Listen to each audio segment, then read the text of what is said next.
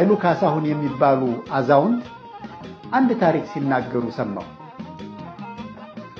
አንድ ሰውዬ በጣም ሲሰራት ውሎ ሲሰራት አድሮ ደክሞ የተዋት ቆንጆ ልጅ ነበረቻቸው ይባላል። ለአቅመ ሔዋን ስትደርስ ላግባ የሚለው ወንድ ስፍር ቁጥር አልነበረው። በኋላ እኒህ ሰውዬ ልጅን ለማግባት የሚፈልግ ሰው ሽማግሌ ሳይሆን ራሱ መጥቶ ይጠይቀኝ፣ ሽማግሌ ልኮ ሳይሆን እኔን ራሴን እሱ መጥቶ ይጠይቀኝ የሚል መልእክት አስተላለፉ እና ጎረምሳው ሁሉ እየመጣ እጅ እየነሳ ልጅዎን ያጋቡኝ ሲላቸው አንድ የሚጠይቁት ጥያቄ ነበራቸው።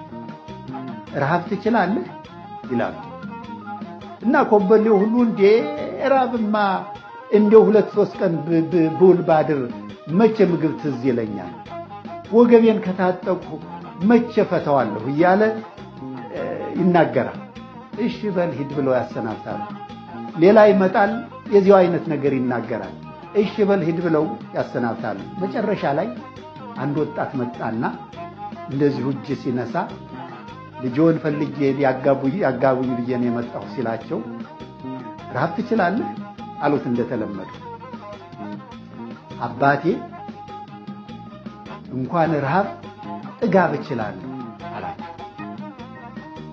ሰውየው በጣም ተደሰቱ፣ በጣም ተገረሙ። እረቅ የልጄ ባል አሁን ገና ተገኘ።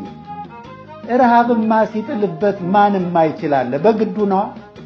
ሰው ማለት ሲያገኝ ሀብታም ሲሆን፣ ጉልበት ሲያገኝ፣ ሹመት ሲያገኝ የማይጠግብ ሰው ነው።